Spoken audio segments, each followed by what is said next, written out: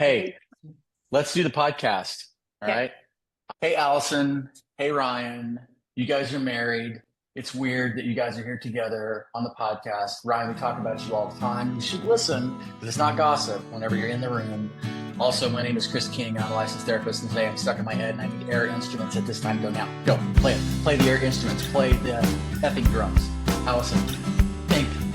You're now working with the adults. You can drum. You can drum. You can drum. You can do. Look at that's what I'm talking about. My God, so good, so good. Are Thimbles you do all you have a around. Neil? You must have a Neil Peart drum set that you were playing the way you just did that move. I Well, was going to ask how big your drum set is, and I did not. Was not going to ask how long you're playing because we know it is 4 years. 4 years. But how big is the drum set? It's apparently as big as whatever Ryan was talking about. Who is that person? Neil Peart, Who's rest in that? peace. Oh, Easily one of the most incredible rock just drummers of all He's time. the best. He was the drummer for Rush. oh, yeah. Yeah, They have a new drummer, Chris, right. by the way, that's a female, an old friend of mine that I saw a couple weeks ago. They are touring, and he's going to see a couple of their shows. And I regret that I never saw them with Neil Peart, but I kind of want to see him with this female. You should go. I've seen him I saw him like 5 times. It's the best. Oh, It's the best. There's Except for no all the other bands are the best. Hey, Allison, I'm curious. Yeah. Besides the fact that your husband is joining us as a guest, he does not have hosting privileges. I just want to be clear about that. We need to draw lines and be very clear about what one can and can't do on Yeah. our podcast.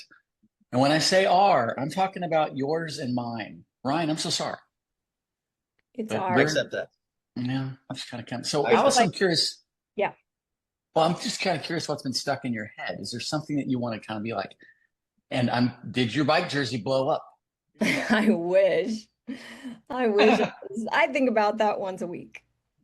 I just want you to know that. I just do, and I'm so glad that it happened to you and not me. That's all I. Well, I mean, there's that. Yeah. So there's that. No, I just been thinking we're getting ready to go to we're hitting vacation straight out of the gate. So it's been that. It's been do we have all the stuff and I'm checking obsessively checking the weather because is it gonna rain the whole time? Because that sucks but I can't control the weather. And so then my husband, who also happens to be on this podcast, is like, lady, quit looking at the weather, just Mm-hmm. it's gonna be what it's gonna be. And I'm Mm-hmm. medically treated for anxiety. So I get to worry about stuff like that. So get off Mm-hmm. me. It's that kind of thing. That's kind of how it is. So what are you guys gonna do? What are we doing here? We're going to Disney World, baby. Oh, you've told me that on the podcast like 3 times already. So that just Well, it's all right. just We're going to is. Disney World, which will be one kind of trip, right? It's a go, it's a go and a do. And then we'll come home for just 9 days or something, and then we'll go to the beach in Alabama. I've never been to the beach in Alabama with my family, which will be the exact opposite. It will be as little going and doing. I'm not sure how, we'll just have to see. I'm not sure how it's going to go. Are I you going think they to both the will be great. Ryan thinks both will uh be great. I You're think not I the think so. Are you going to Orange Beach, named after our president? husband. Yes, in the Gulf of America. In the Gulf of America. That's where It's we're actually going. now called the Donald J. Trump Orange Beach. I've Yes, heard on the Gulf of America. That's on the the one. Gulf of America. I've That's heard it's awesome. I'm I've kidding. I've heard it's incredible, is what I've heard. You've heard that. It's the most incredible beach. It's the best, Yeah. hugest, You bestest. just Yeah, that's what we're banking on. What about you? What's in your um head? I'm doing something Any more fun. biking? I threw my back out not long after that Oh, explosive ride. Um, and sorry. I got out of my truck and then I couldn't stand straight. So I think I just have some hips and ab issues, which are, what it means to be old white guy in America, I think. Um, but so I've ridden a little bit and it's been nice, but I've just kind of been healing. Now Eli King comes home today for a wedding thing, and him and Gracie are coming back and just love seeing him. And uh, we've just been watching Thunder, and Drew's been getting ready for his job. Like it's just been family stuff. It's been just the best. Yeah. It's just been so great. That baby is just about as cute as it gets. She's unbelievably beautiful. She's and just always happy, literally. Like she's just happy. So Um, uh, I'll hit this part quickly because it is a part. The book is stuck in my head because I have a draft that is like done, and people, Yeah. I got it out to read for people. And Yeah. I Do you heard, feel like excited about hearing I some am. thoughts, or you're I like, mean, I'm scared of it, but I gave it to Kristen, and then I gave it to Greg Robinson, yeah, and they read it first, and I had to get the "this doesn't suck" from like the people closest, sure. and they both were like, "No, it's good. It does not. Not only does it not suck, it's good." And so gave me a few things to kind of tweak, and so yeah, I feel great about it. Like I'm thinking about it a lot, and I'm you know yeah, we're gonna put it out there and do the thing. Yeah. That's Probably at the end of the summer. So that's really been stuck in my head because ever since the baby was born, basically like every Saturday morning I'm up at like 6 writing the book, and so I've been like motivated. yeah. So anyway, Awesome. it's been good. So yeah, that's been the main thing stuck in my head. That and the Thunder, Oklahoma City Thunder. Come on, tonight's the night.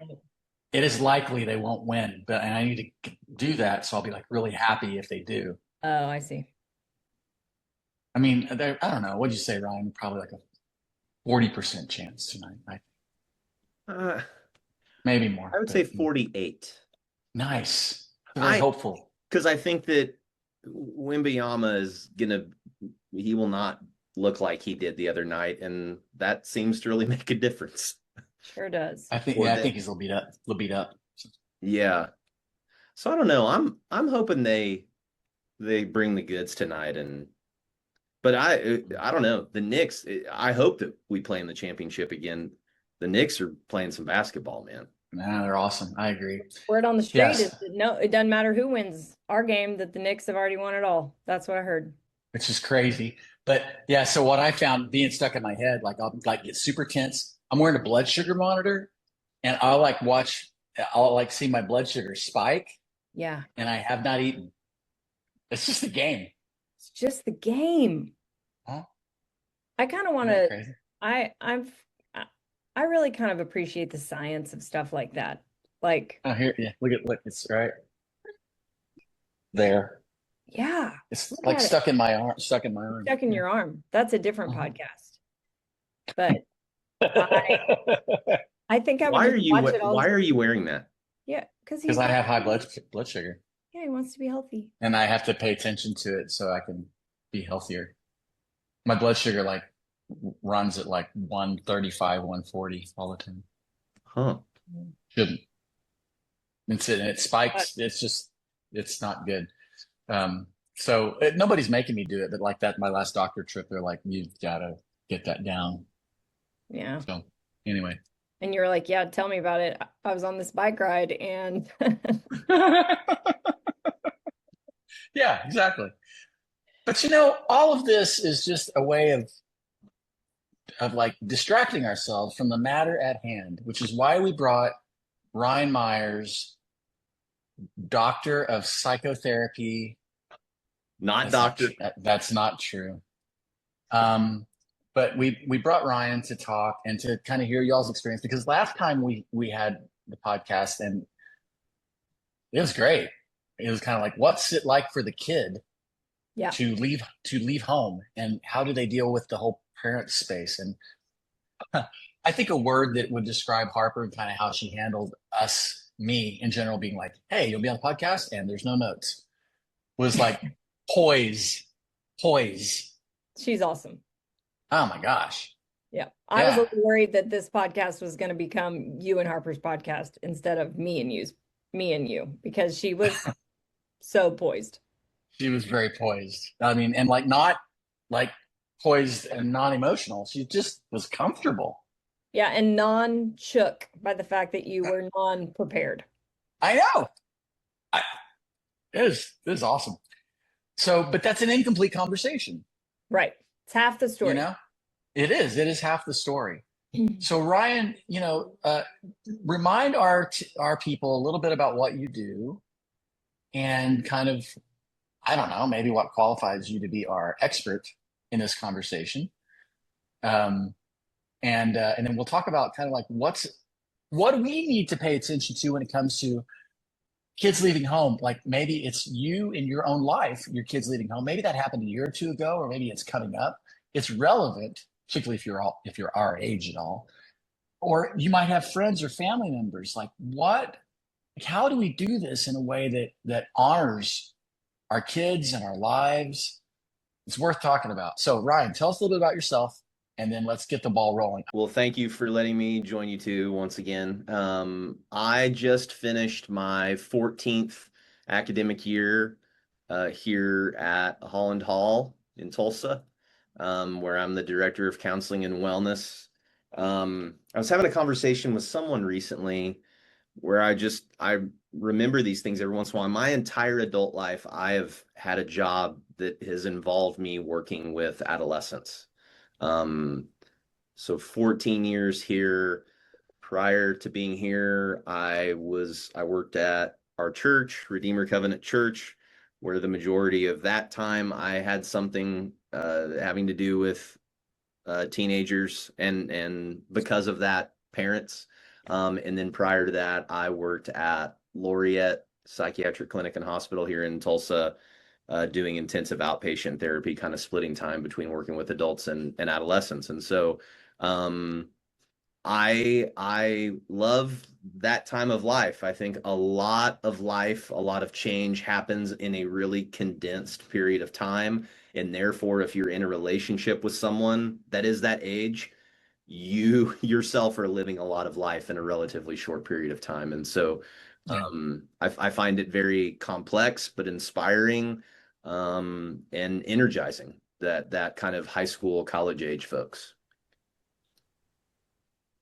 Well, you guys have a unique position, and Allison, maybe you could ask your husband about this, or you can just speak to it. Like, you both work with kids, you both work with parents, and then you launched some twins out into the world, and then you've got one coming up too. Yeah. So, what is it that has been challenging for you all, which is probably some universal things? What are some things that you've learned? I don't know. Why don't y'all share your experience a little bit, and then maybe we can ask each other some things. And I've got some statistics and things too. I love What's science. what's Why should what's you your go first? experience been like? Yeah. I think for me, the as huge of a responsibility as it is to be the legal guardian of a young person or young persons, it's this very much continual ride of realizing this grand illusion of control that I actually thought I had more control or power. Not that I even thought I desired to control our kids, because I've always wanted them to kind of be themselves and go out there and live life as themselves. But um, when our boys moved away to Fayetteville 2 years ago, which is weird to say, um, Yeah. it was just this like I was being washed over with that realization when they were finishing high school. But then when they're not living in your house, and you still, I think of them just as often, but don't have the interaction. I don't see them as much. But I still have these desires and hopes and concerns, and um, kind of releasing some of that, praying some of that, but then also trying to figure out, what is there something else I need to do with that, and how much of that is really not even about them, but it's about me. Um, Hmm. and I say this when I speak to different groups, and I don't say it to be cute. I really believe that the greatest classrooms of my life have been and continue to be, um, being married to Allison and being the father of Parker, Reese, and Merrick. those four people are my greatest teachers, and Mhm. and not always in the form of like, man, that was awesome, I feel really good. Sometimes it's, oh my gosh, I can't believe I did this or didn't do this. Um, but a lot of that is just through parenting, in particular, this time of life. That's the first thing that came to my mind. Hmm. Yeah, I mean, I think like a lot of things, like my mom was a nurse, but she was like a terrible nurse to us. You know what I mean? Like she was like an awesome, you know what I'm saying? Like she's like an awesome nurse at her job, but then like if we Yeah. were sick, she was like, "You're fine." You know what I mean? Like, so I think like there's so much about like I have coached parents through this before. Like this like sending off and whatever. And then all of a sudden it doesn't just translate like, and so I'm gonna do this really well because I've like it's just different. It's different when it's your own kids, it's different when it's and it will be different, I think, with Merrick than it was with the boys. And I think I said this last week, like one small comfort, at least for me, was that we were sending them together. Like they had a piece of their home always in the room. Like, and they're very, very, very different and they do not approach almost anything the same. But at the end of the day, like they are each other's best friend and they are blood brothers. I mean, they are brothers. Yeah. So to always have a piece of your house and your home and where you came from, like in your room is, I don't know, it felt not as sad driving away from Fayetteville, Yeah. leaving them there together. Um, But like, I don't know. I mean, I feel like there was like the initial letting go of like, I mean, the summer before, in fact, I just talked to some of our seniors that just graduated. I like bumped into them in our neighborhood and they were like driving too fast and being ridiculous. And they're like, Allison. And I was like, hey guys. And I was like, listen to me. I said this the summer between high school and college is it's a wild time.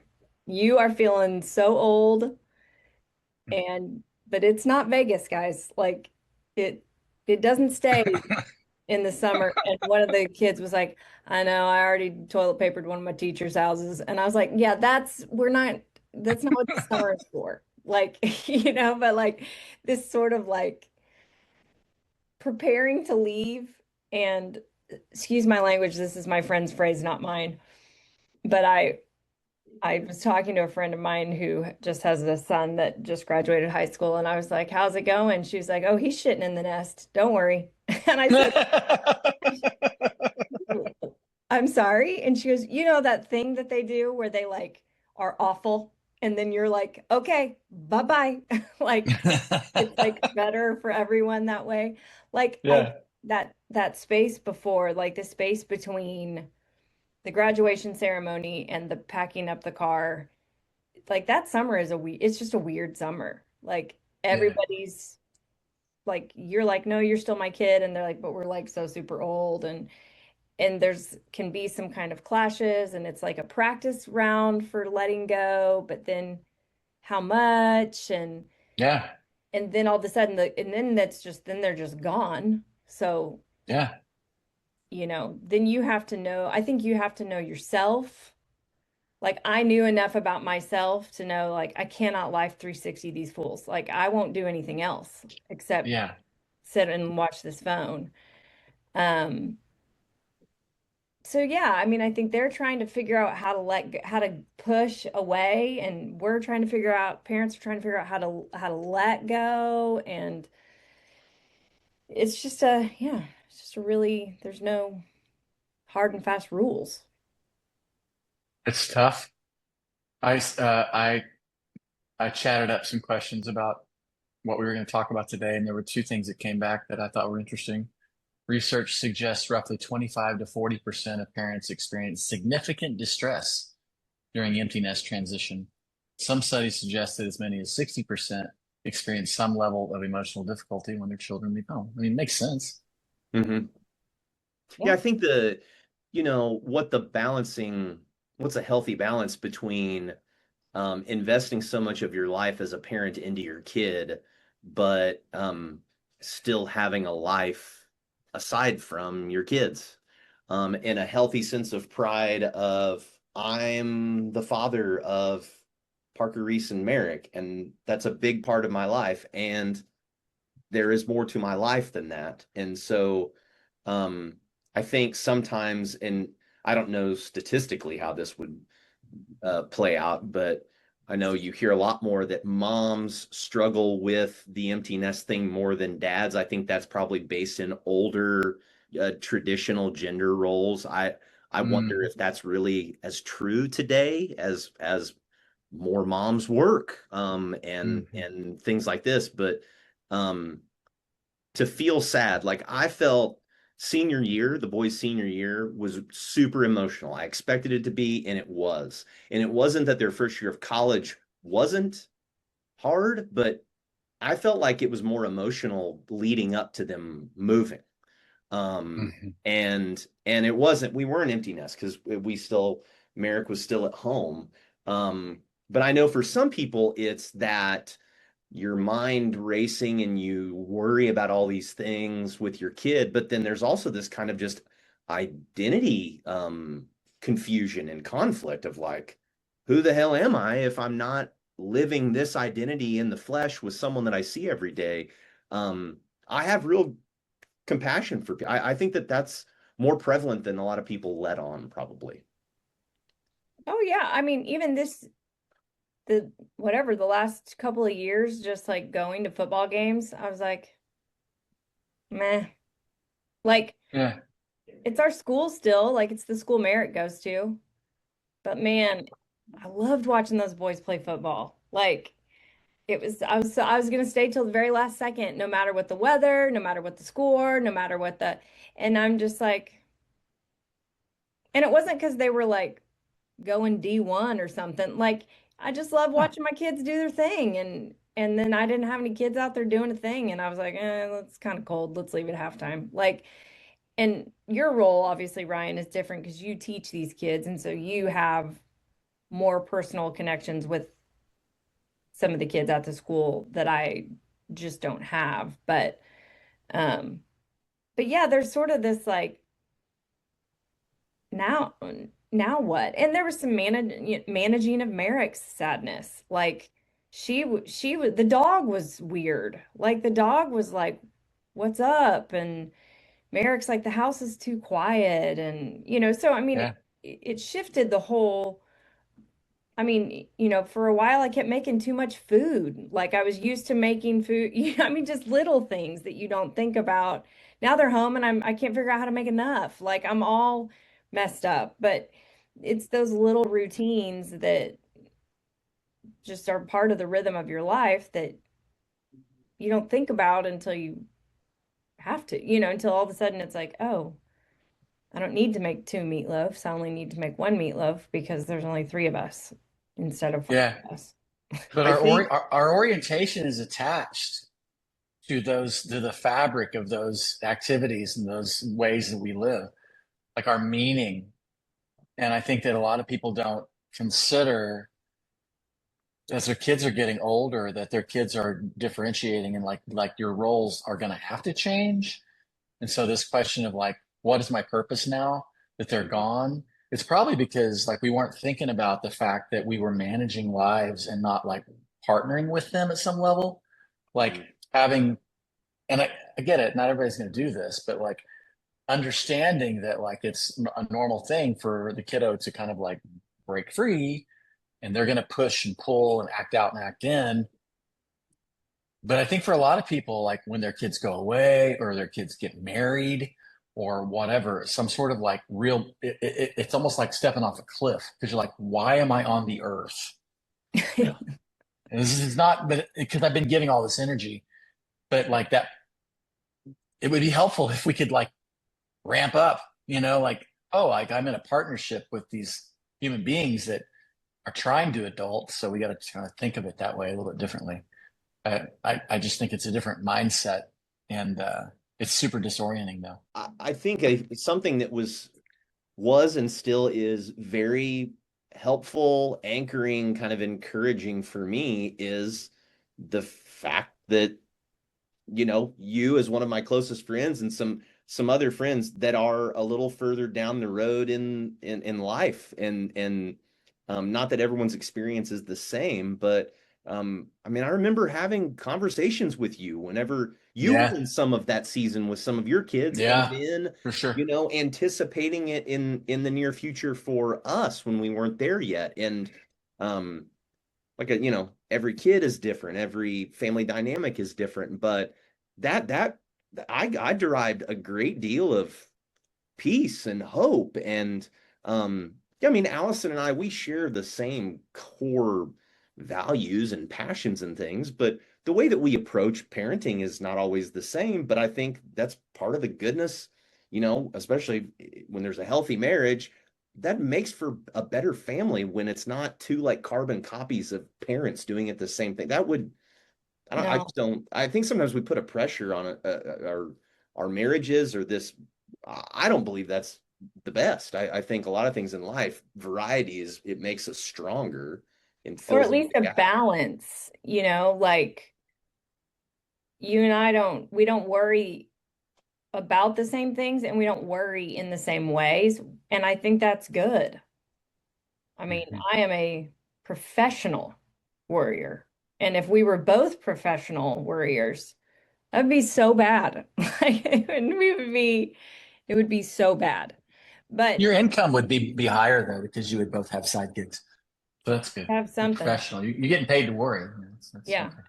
Yeah. If I could get paid to worry, geez Louise, I'd I sponsor know. a podcast. Chris, I We'd just all be remember better off. conversations. I remember having conversations with you. I don't want to get into the specifics just because of it's real life people, but Yeah, um, sure.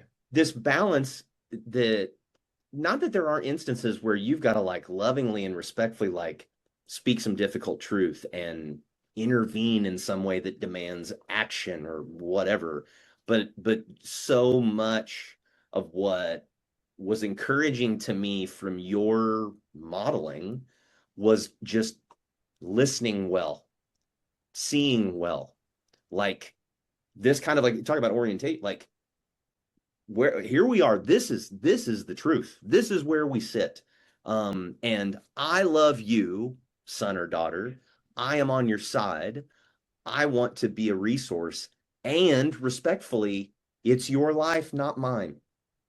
Yeah. And not in this like defensive, like, well, if you mess it up then that's on, but I think there is power and freedom for both individuals in that kind of conversation. um it can be scary for both individuals, but I also think instead of this like frenetic foolish dance that is done where we think we can drop the hammer and all of a sudden it's going to, or we do nothing and it's going Exactly. to take care of itself. And I know that's where Allison and I have had, I think sometimes my language is maybe frustrating for her.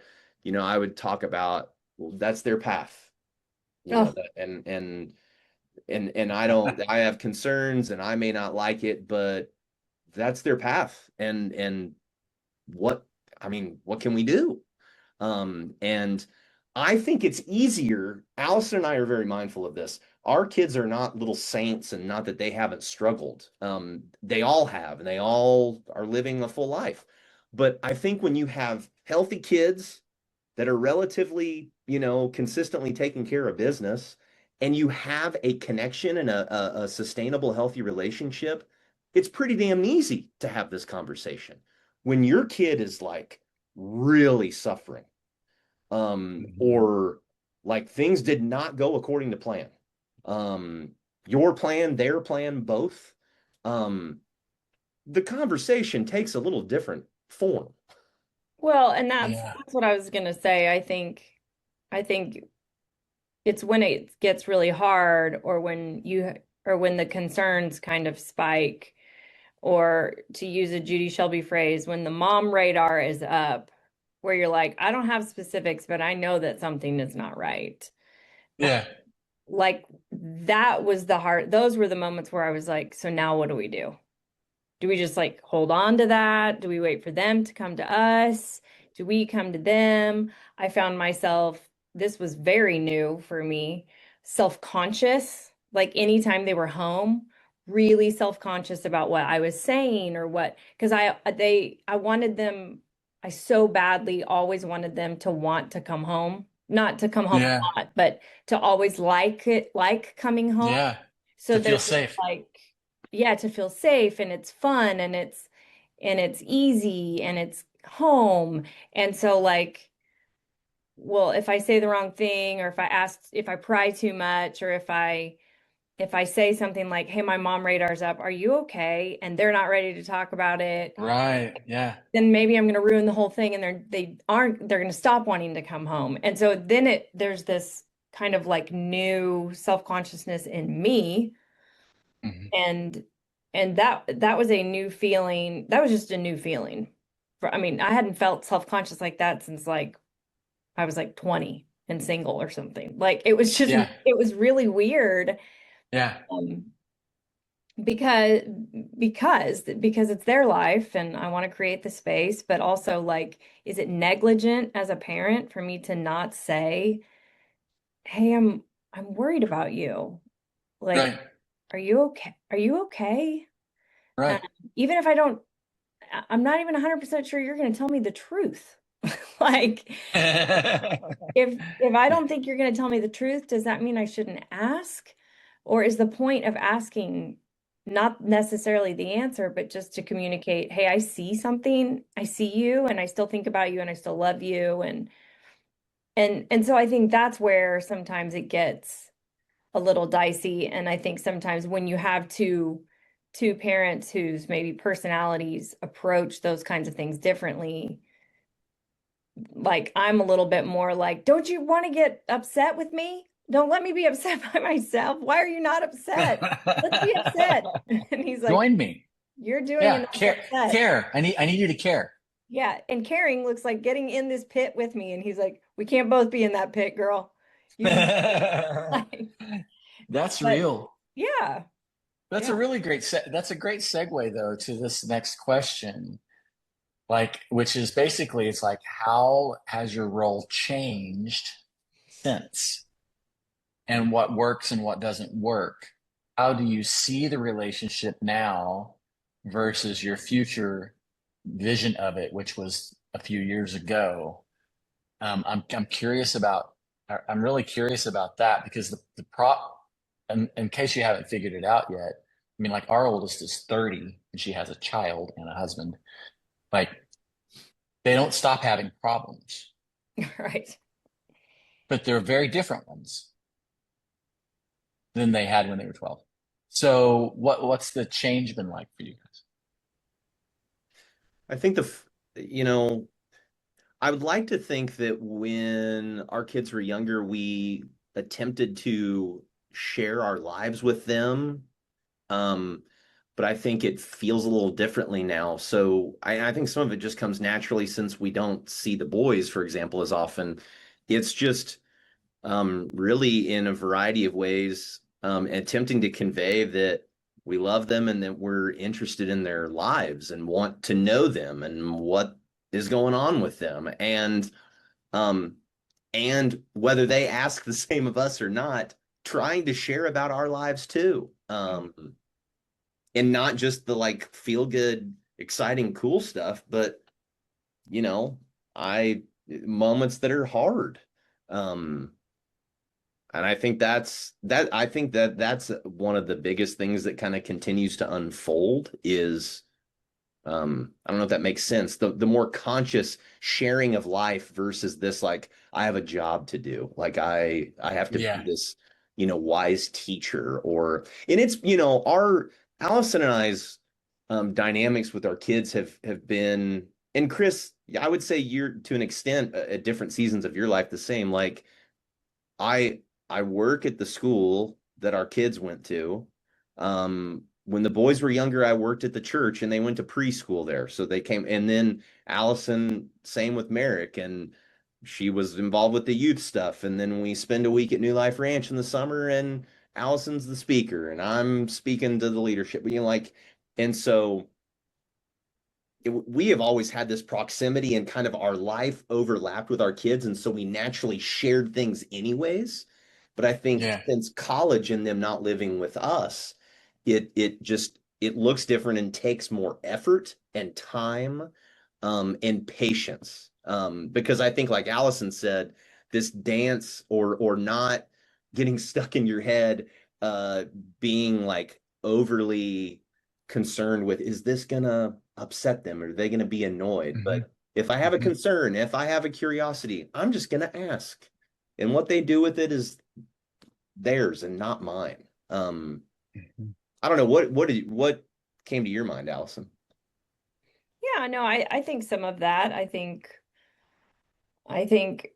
I've been mindful, and it's changed some even how I interact with Merrick, like more about like like any struggle I feel like I'm going through. Like I think there's an appropriate way to share that instead of like, you know, journal live my life, but like to be like, hey, FYI, sometimes it's hard to be a human for me.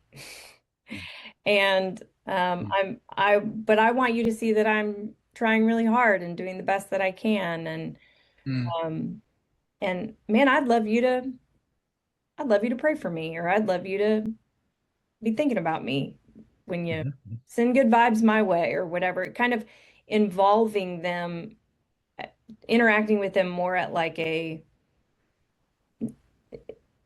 mean, we're friends, but not like peers, but like on a kind of the way I would interact with a friend more than, because they're not 12, But or isn't that what you want as she grows into yeah, a yeah, grown ass woman? and learning to do that, with the boys too, That's and right. like helping them see that, like Ryan said, like if Parker Reese, Merrick, and me are his greatest classroom, it's probably true that up to this point, our home has been one of their biggest classrooms. And so how can our home continue to be a classroom? And maybe when they're 40, their wife is sad for some reason, they're like, oh, I think I remember my mom did this. I think mid 40s women just do this. I think my mom talked to me like whatever, like that it's not just this like surprise or whatever, that we're not hiding the real life that people are living, that That's right. and it also reminds them that we aren't just sitting around waiting to be their parents all the time. Like we are their parents all the time, but we're also doing things. We're doing our lives, um and sometimes they ask us about it, and it's like I think Ryan said he went out to dinner with one of the boys and he was like, "Well, how's work, Dad?" And it's like you damn near fall out of your chair, because it's just like, well, that's very nice of you to ask, and I would love to tell you. Thank you very much. You know, And I think Hey, I think I have um I don't know if I've done this well, but I have always tried to be myself for better or worse. And since our kids were younger, I have always had a particular way that I have attempted to communicate with them. I remember when Allison and I first started dating, she got a kick out of like the way that I would talk to the boys. I mean, they were like 3 years old, and explain things. And I mean, I think I was being age appropriate, but I wasn't dumbing things down. I was just talking. And I think part of my desire and part of a reason why I live that way is I hope that if I am striving for health and wholeness and trying to be myself, I hope that that shows and encourages and gives our kids permission to do their own version of that, not to be a copy of me or right. Allison, but to be like, I mean, I would say I feel like knowing you, Chris, and Kristen, as well as I Yeah. feel like I would say the same applies for you guys. Like, not for show, but this is who I am. Yeah. Some of that's cool. Some of it it's kind of not. It's like, but this is me. And it's not that I don't care what people think, but I'm trying to live my life not based off of appeasing people. And I very much Right. want that for our three kids.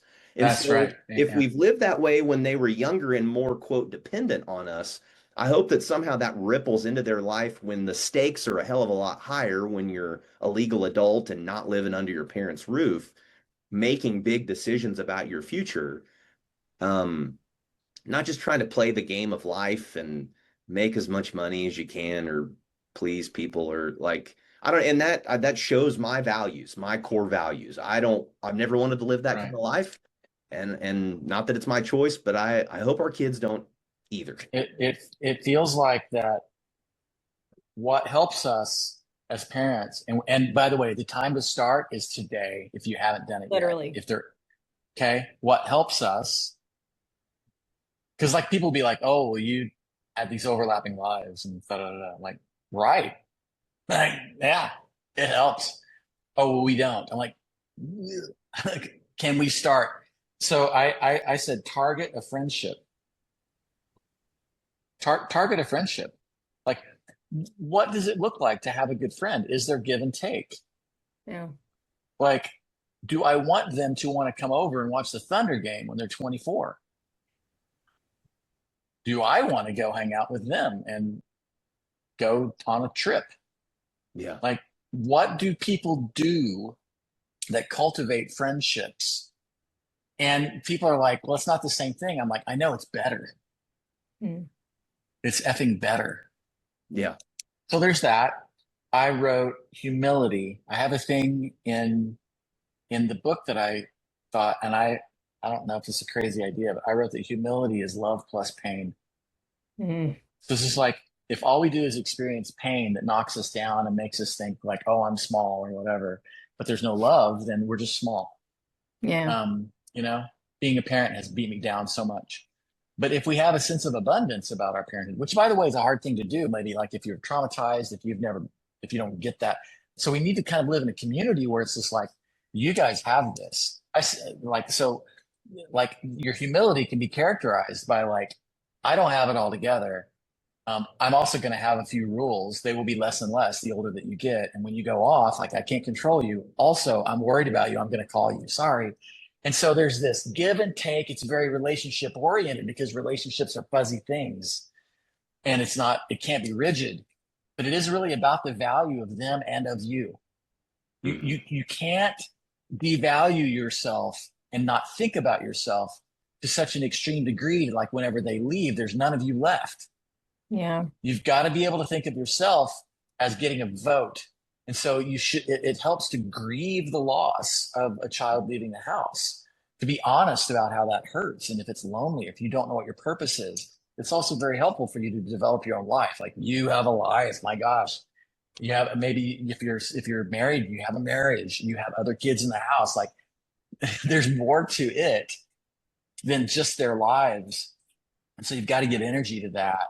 And then last thing I'll say is that I was talking with a guy a while back who's I think his kid was 18 and he's just having a really tough time and he's just kind of volatile, you know. And I find that whenever we get super stressed, we either act in or we act out. And because that's what our kids are doing. Yeah. And but if we can slow down and be like, what is the long game? Like, okay, we got to have safety, like no drugs in the house or whatever, you know, like we're going to have some of these boundaries and it might really knock things for a loop. But this guy I was talking to, he's just like, it's just been a rough go, but like we kind of calmed down. We decided we weren't going to go big when it came to kind of disciplinary things. Like we started to think about our kids sort of like differentiating, right? Developing their own life, even when we don't like it, like you're conscious and you're aware of it. But the thing I told this dude is that like he's a super involved and aware dad, and the mom is too. Like they just have a tough time with their kids, which is like not weird, especially in this day and age when like people don't know what's up. And I told him, I said, you've just done too much for it to completely fail. Like everyone's just disoriented and everyone's going through change, and stay the course. Like love that kid, believe in their ability and their power. Don't don't sell yourself too short. Don't do things that you're not okay with doing. But like just like stay the course in that Mm. vision towards having that child of yours become an adult friend that is way deeper than any friend you have Yeah. because of the experience. Like have that vision. What do those people do for each other? Sometimes they say no.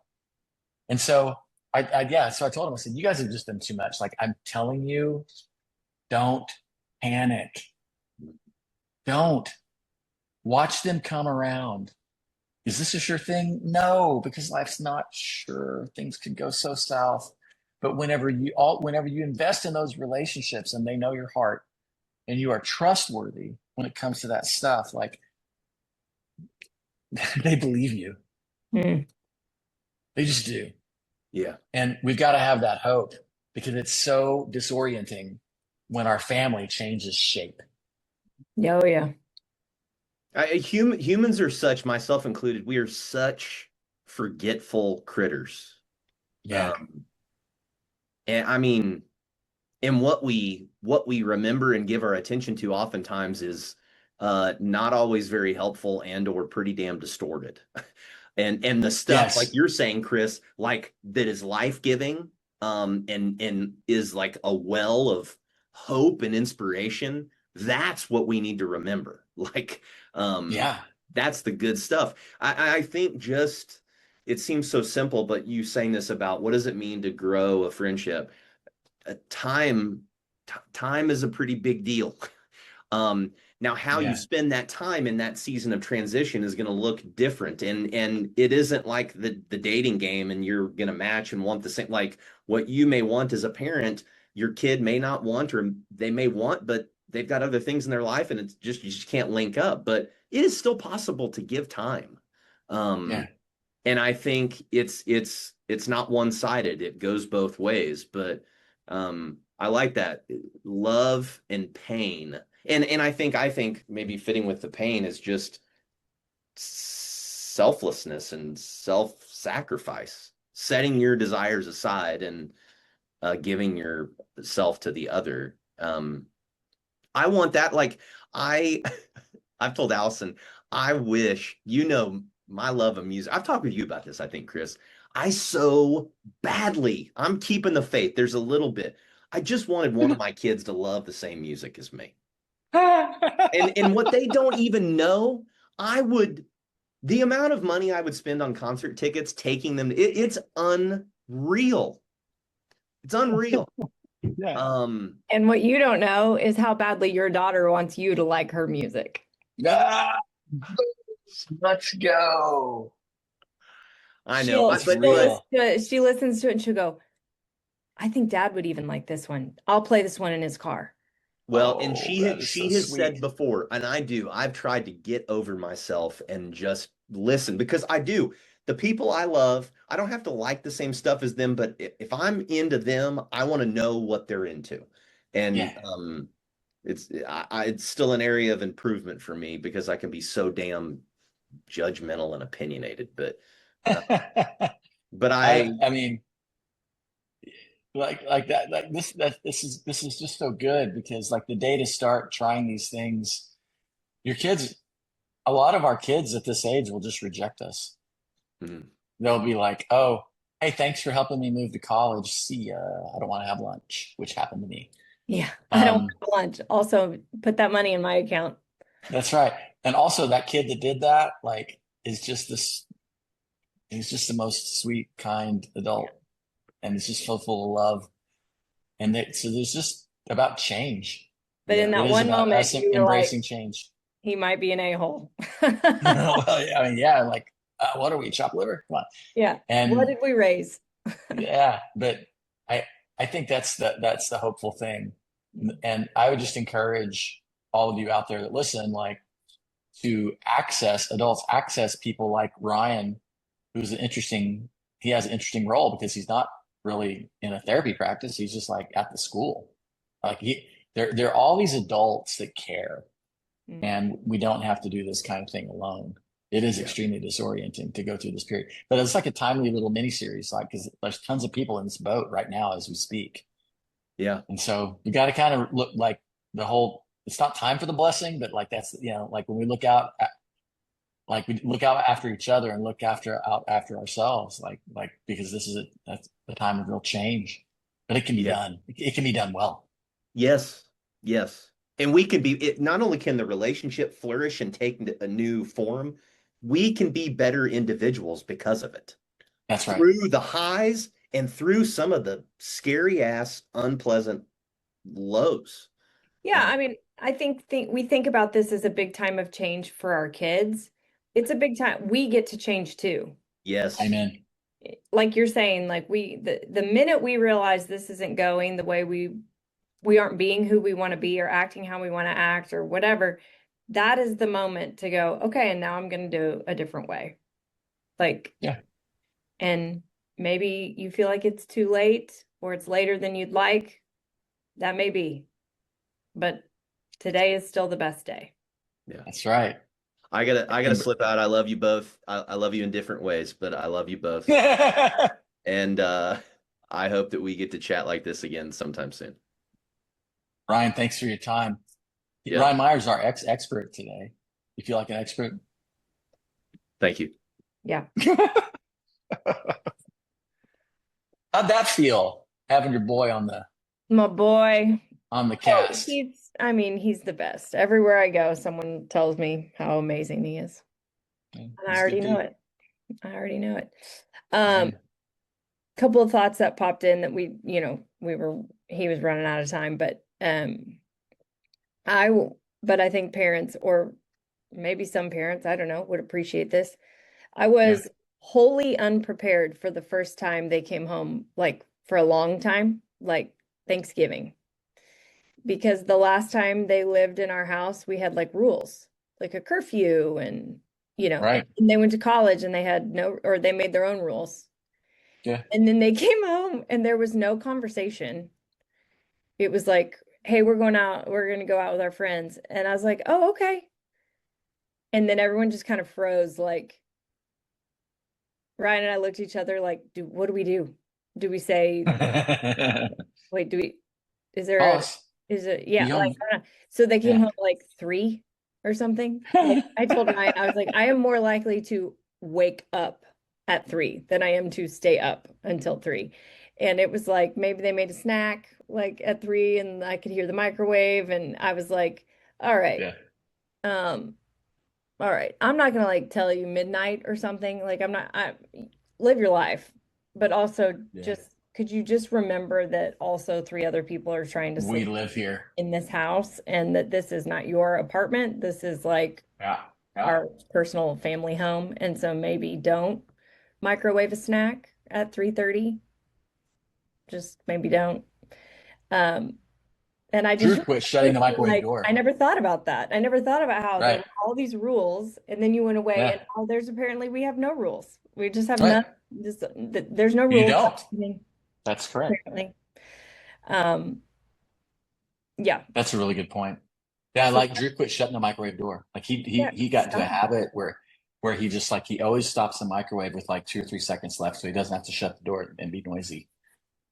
He leaves it open every morning. I find the microwave door open. Yeah, it's kind. I mean, you're gonna blow through the light bulbs in your microwave, but that's You're like, it's just all about disruption and change. Yeah, and I also feel for like. I feel like we accidentally like painted a picture that our family is like super amazing and healthy and perfect. And like I know people that you talk about grief, that they're grieving a lot of things because that's right. The relationship is bad and it's hard and the kid is in a scary place and they don't know how to get to that person. And every day feels really hard and fearful and you're grieving what you thought would be and you're grieving what is and so like I don't know, I just if there's anything that seems to be true about parenting regardless of age and stage, it's that it's just never, it seems to be a one size fits all. and that there are some times that maybe in the future you can be friends with your kid, but right now they're not the kind of person you would ever want to be friends with. Right. Right. What is a step towards health for them and for That's you? right. And it's like, I think that's, I think just in all stages of parenting, like what is just the next best step? Um, and as soon as you recognize a step that you've taken is not helpful for them or for you or whatever, then you make a different step. Yeah, Like reverse it. it just, Yeah, we got to remember the relational aspect of it, and these are true with human relationships and with all other relationships. It's just like I've got to focus on me and what I'm doing and what my power is, just because it's where control lies. And so whenever it's not working out, and again, it's just so heartbreaking and it's really, really hard, and you feel stuck and you don't have a place to go. Like the question is about us. Like, okay, like who do I want to be in this moment? And how do I express how I love my child and will support my child, or the things that I won't do because I got boundaries too. But it's about me, and then we've got to have supportive communities and seek those out if you don't, like where you're like you just got to have shoulders to cry on and people to stand beside you whenever because right, it's like you said, like someone leaving home is like can be hard, but it doesn't have to be devastating. But like someone leaving home and like nothing's working, that's a whole nother animal. yeah, And so, but even with that and with that grief, our lives still exist. It's not a dichotomy. It's not like, oh, remember, choose yourself. Like, not the point. yeah, It's literally the 360 thing and the both hands thing. It is. It's like I hold this grief out here. I love my son or daughter so much and want the best for them. I will do A, B, and C, but maybe not D, E, and F with them. Also, I have a life and I do these things and I have to give energy to that. And God values me too. yeah, yeah. It's a good It is word. hard. And you talked about the long game. I think everything worth having is ends up being a long game. Long All game. the Yeah. things that we really, really value the most always come after the long they're long game type things. And there's a real it's wearing. The There's long always a cost and there's always pain. yeah, the long game is Never hard, free. It's never dude. cheap. Nope. Nope. Nope. The Yep. long game is hard. Yeah. And again, back to community, that's why you have to have like, even if it's just person, like one person, Amen. like Yeah, for sure. somebody around going, you can do it. Stay the course. You're on the right path. Like, whatever. Like, I don't know. I don't know. Ryan watches these videos of these crazy people. I wish I was a crazy person, like these ultra marathoners, like Yeah. 125 miles, Yeah. Or like 250. the Barkley marathons. You ever heard Yeah, of yeah, Barkley we watched marathons? that too. Yeah. Yeah. Yeah. These like these long, I mean, they're running through the night, Yeah. multiple Hmm. nights that someone went like Yeah. 40 hours without sleeping. Yeah. And he's like totally impressed, and I am too, with just the physicalness of the person. But I am so taken by the team. Like Ah, these people that signed up, my friend just did this with her sister, that sign up to go a portion of the distance with them or to be at the tent with the hamburger and the fresh socks and a new pair of shoes or whatever. Like, and this girl whose sister just did one of these, like, she was like, we did this. Like, we did mm, this thing, this 125 miles. Like, she did yeah. it, but I think, acknowledged, like, I could not have done it. I could not have done this long thing alone. And I Yeah. don't think that I just don't think we can, or not No. well. Um, No, we're not made to do it that way. no. And neither are our And kids. neither are kids, yeah. And so how can we help make sure that they're encouraging them to find Yeah. people. One answer is that we are consistent in our love for them, and our actions create some sort of narrative that they can trust and believe in, and not in an overpowering way. It is the 360 blessing. You, right? Like, you're no more Yep. important than anyone else in the world. You're also as important as everyone else in the world. And so, therefore, like, I am going to be here for you, and I'm going to create space for you. And sometimes I might invade your space, but that's just because I love you so much. But I'm not going to do it so much as where you have no sense of yourself. And I'm going to walk that line because I'm giving you up at a certain level to God, to your own life. I actually did never own it. Thought I did. I don't. Turns out. Yeah. Yeah. I thought I was the owner. I thought I had a deed, but I don't. And so, like, there's that humility, and yet, like, hanging on to that supportive nature. And then we've got to really get our brains around not expecting our kids to do what we think they would ought to do. Like, they're people who have their own thoughts and ideas. Yeah. And so that has to be released.